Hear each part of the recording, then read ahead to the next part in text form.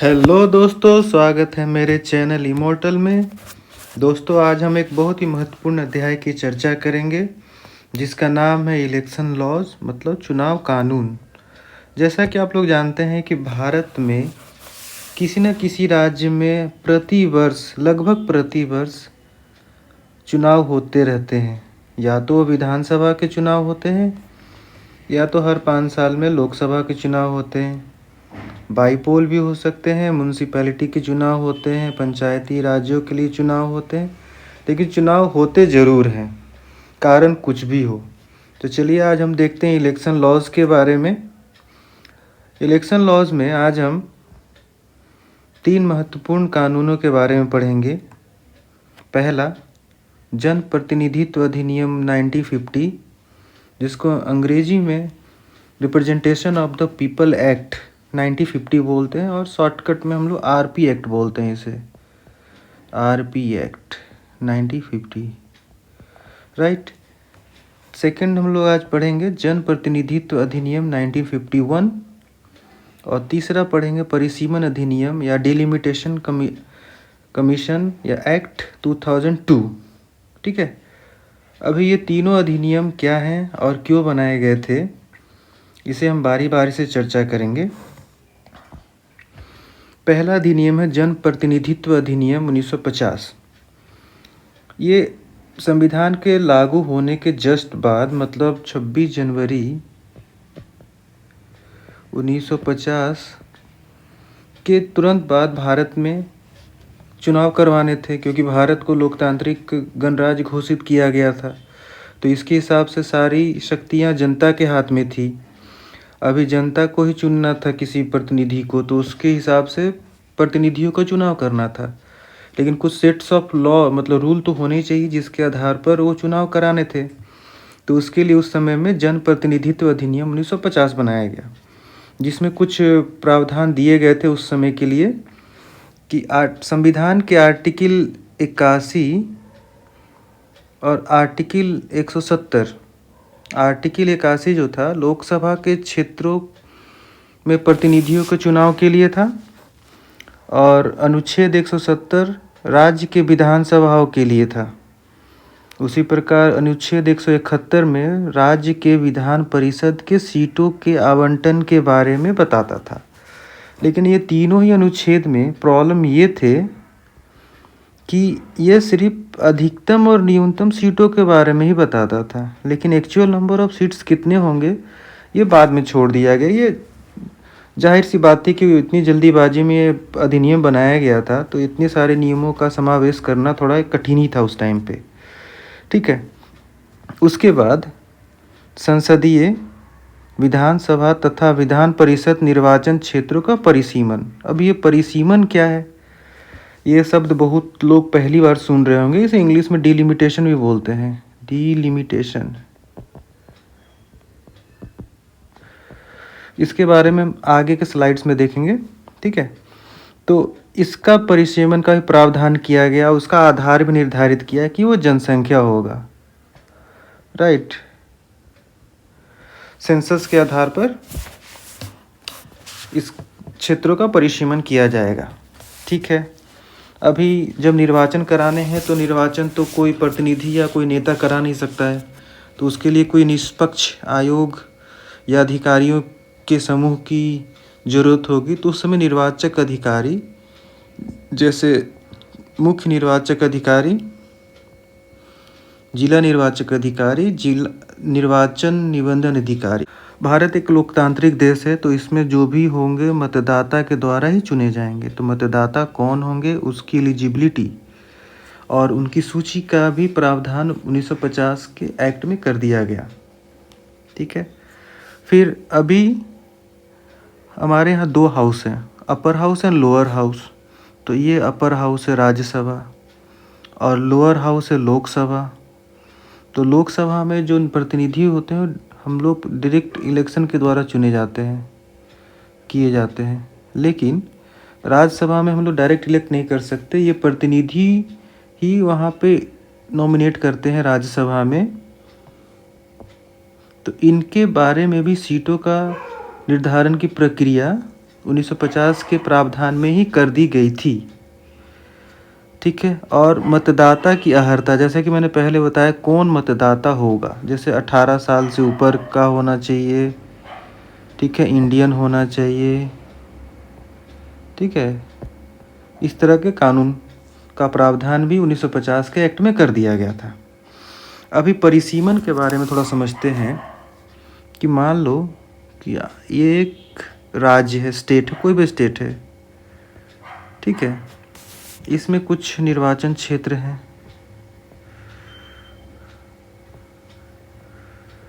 ठीक है, अभी तो आप लोग जानते हैं कि हर स्टेट में कोई ना कोई निर्वाचन क्षेत्र, असेंबली कॉन्स्टिट्यूएंसी या पार्लियामेंट्री कॉन्स्टिट्यूएंसी होते हैं। तो मान लो कि इसमें कोई कॉन्स्टिट्यूएंसी है, लेकिन इस कॉन्स्टिट्यूएंसी को, इस निर्वाचन क्षेत्र को बनाने का आधार क्या है, और ये क्षेत्र कहाँ से कहाँ तक होगा और क्यों होगा, ये सारे चीज़ें परिसीमन के अंतर्गत आते हैं। तो परिसीमन में जो क्षेत्रों का परिसीमन किया जाता है उसका आधार होता है जनसंख्या। ठीक है, परिसीमन हमेशा ही जनसंख्या के आधार पर किया जाता है, ना कि क्षेत्रफल के आधार पर। बहुत सारे लोगों को ये कन्फ्यूजन है कि क्षेत्र के आधार पर भी परिसीमन होता है। नहीं, ऐसा नहीं है। परिसीमन हमेशा आबादी या जनसंख्या के आधार पर किया जाता है, ये हमेशा ही ध्यान रखने वाली बात है। तो 1950 के अधिनियम में हम लोगों ने देखा कि इसमें लगभग सारे कानूनों का संक्षिप्त में वर्णन किया गया था, लेकिन इसमें एक बहुत ही महत्वपूर्ण चीज़ का वर्णन नहीं किया गया था, जो था कि हम जिसको चुन रहे हैं, मतलब जिसको इलेक्ट कर रहे हैं उम्मीदवार को, उसकी योग्यता के बारे में कुछ भी नहीं बताया गया था। ठीक है, तो इसे हम आगे देखते हैं। उसके लिए एक जन प्रतिनिधित्व अधिनियम 1951 बनाया गया था। तो अभी तक आपको इस वीडियो में कुछ अच्छा लगा हो तो इसे सब्सक्राइब ज़रूर करें, और साथ ही साथ लाइक ज़रूर क्लिक करें। ओके, तो अभी हम लोग देखते हैं जन प्रतिनिधित्व अधिनियम 1951, इसमें क्या क्या था। तो अभी देखो, इसमें लिखा हुआ है कि संसद एवं राज्य विधायिकाओं के लिए अर्हता। अभी इसमें संसद में कौन जाएगा, मतलब एमपी और एमएलए या एमएलसी। ठीक है, member of parliament, member of legislative assembly और मेंबर ऑफ लेजिस्लेटिव काउंसिल। ठीक है, अब इसके लिए अर्हता होगी, एलिजिबल कौन होंगे और कौन इसके लिए एलिजिबल नहीं होंगे, इसके लिए 1951 प्रावधान कर दिया गया। ठीक है, इसके साथ साथ आम चुनाव की अधिसूचना, मतलब notification for general election. General election मतलब लोकसभा होता है जनरली। ठीक है, तो लोकसभा के लिए चुनाव की अधिसूचना 1951 में इसका प्रावधान किया गया। अभी चुनाव को स्वतंत्र रूप से चलाने के लिए एक मशीनरी चाहिए, मतलब इलेक्शन ऑफिसर चाहिए, उसके नीचे स्टेट इलेक्शन ऑफिसर चाहिए, उसके नीचे डिस्ट्रिक्ट इलेक्शन ऑफिसर चाहिए, फिर बीएलओ चाहिए, जो अभी देखते हैं आप लोग। फिर अभी कोई भी व्यक्ति तो ऐसे ही आके नहीं बोल सकता कि मैं चुनाव लड़ूंगा, उसके लिए उसका सबसे पहले रजिस्ट्रेशन कराना पड़ता है। तो ये भी प्रावधान 1951 के आरपी एक्ट में डाला गया। फिर चुनाव संचालन, फिर मान्यता प्राप्त दलों के लिए कुछ निःशुल्क आपूर्ति का भी इसमें सुविधा दी गई। फिर कोई चुनाव संबंधी विवाद हुआ, मान लो, इसके अंतर में क्या हुआ कि मान लीजिए कोई कैंडिडेट किसी एक निर्वाचन क्षेत्र से अपनी उम्मीदवारी पेश करता है और वो जीत भी जाता है, लेकिन बाद में पाया जाता है कि वो करप्शन उसने किया या कोई धांधली करी है, तो उसका विवाद का क्या होगा। तो इसके लिए भी 1951 में प्रावधान किया गया है। भ्रष्ट आचरण एवं चुनावी अपराध। ठीक है, इसके लिए हम लोग आगे देखते हैं क्या किया गया है। फिर सदस्यों की अयोग्यता संबंधी जांच से संबंधी निर्वाचन आयोग की शक्तियाँ। अभी जो भी सदस्य हैं, यदि वो अयोग्य हैं तो निर्वाचन आयोग उस पर क्या कदम उठा सकता है, इसका प्रावधान भी 1951 में किया गया। अभी उपचुनाव और रिक्तियां भरने की समय सीमा। किसी किसी निर्वाचन क्षेत्र में ऐसा होता है कि 5 साल का जो कार्यावधि है उसके पहले ही सरकार गिर गई। ठीक है, तो बाईपोल होंगे, ठीक है। या कहीं ऐसा भी होता है, कहीं किसी क्षेत्र का कैंडिडेट किसी भी कारण से मृत हो गया या उसने रिजाइन कर दिया या उस सीट पर चुनाव हो नहीं पाया तो उसको भी चुनाव करना है, ठीक है। तो ये दोनों हो गया। जनरली इसका मंथ जो समय सीमा होती है वो 6 महीने की होती है, 6 मंथ में ही इसको चुनाव कराना होता है, ये इसकी समय सीमा है। चुनाव से जुड़े अन्य अन्य प्रावधान, ठीक है, दीवानी न्यायालयों को छोड़कर। ओके, तो अभी 1951 के प्रावधान में चुनाव प्रक्रिया का भी संक्षिप्त में वर्णन कर दिया गया। इसमें क्या क्या डाला गया था? पहला तो ये डाला गया कि भाई नॉमिनेशन होना चाहिए, उम्मीदवार जो भी है उसका नॉमिनेशन किया जाना चाहिए, मतलब नामांकन। अभी उसके एजेंट कौन होंगे उसका भी नॉमिनेशन होना चाहिए। मतदान की प्रक्रिया, प्रोसेस का भी वर्णन कर दिया गया, ठीक है। फिर चुनाव हो गया तो उसका काउंटिंग यानी मतगणना करना है, तो मतगणना का भी इसमें वर्णन किया गया कैसे करना है। जब नॉमिनेशन होता है किसी कैंडिडेट का तो उसमें वो डिक्लेरेशन देता है।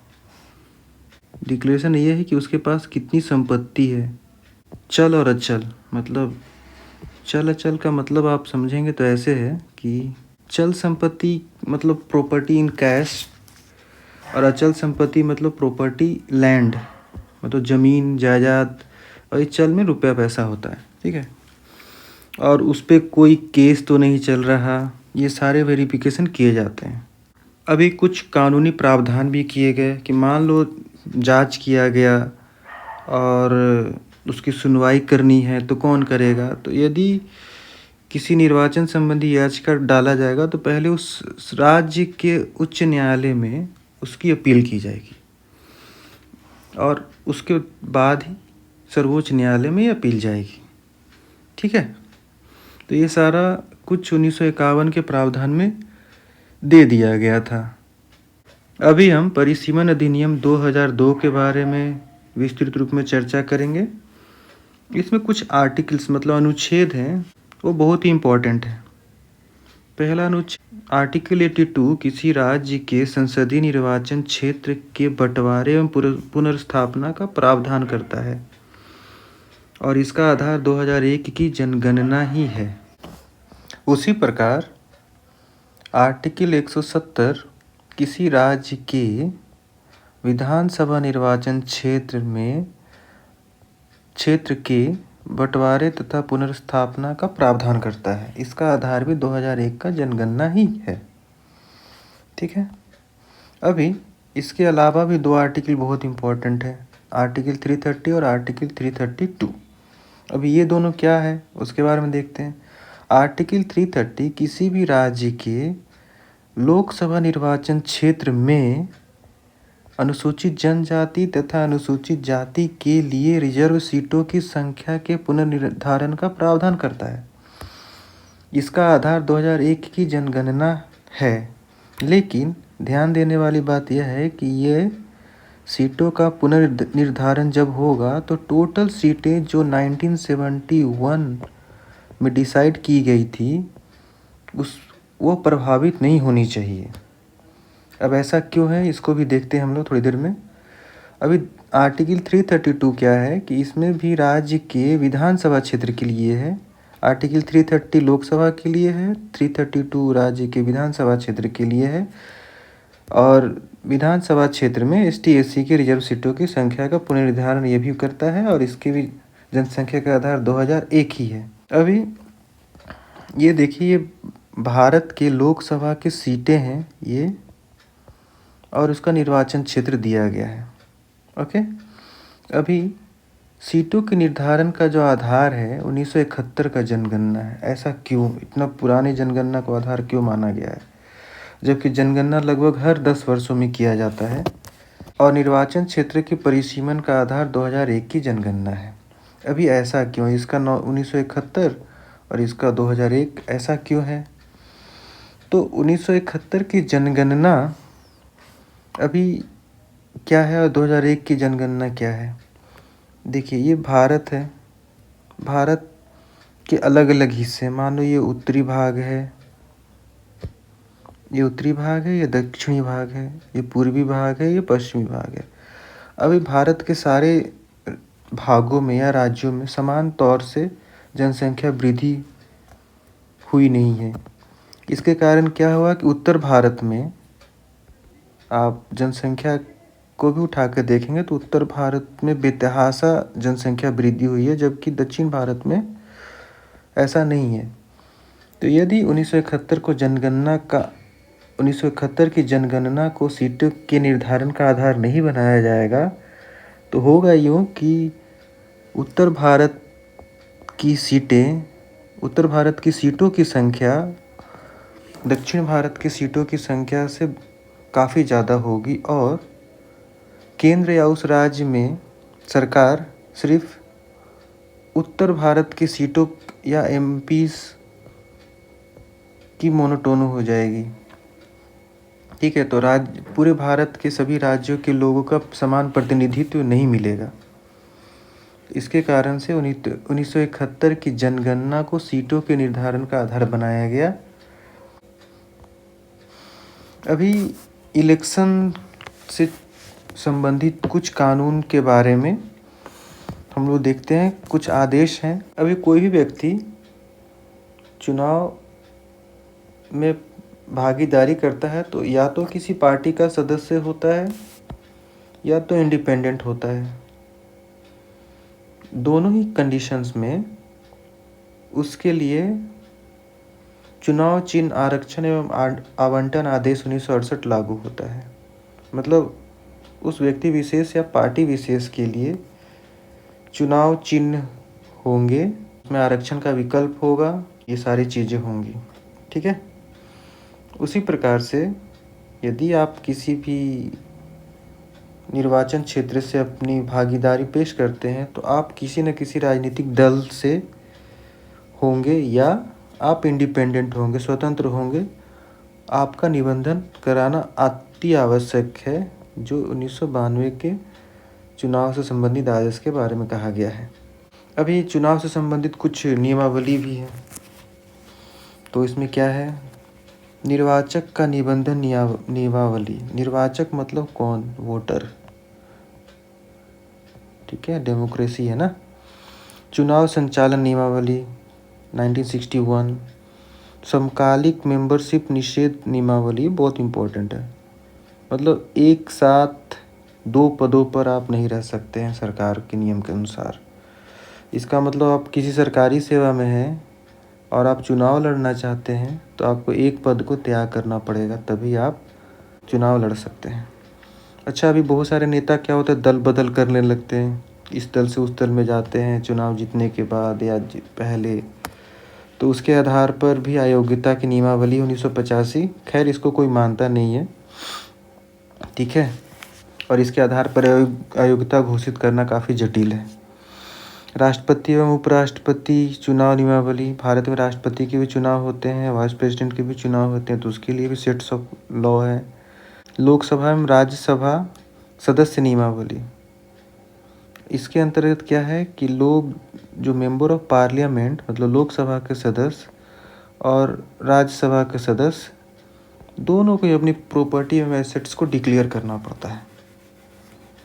ठीक है, तो इतने सारे चुनाव कानून है ताकि निष्पक्ष तौर पे स्वतंत्र तरीके से एक साफ सुथरी छवि वाला व्यक्ति चुनकर हमारा प्रतिनिधि बने।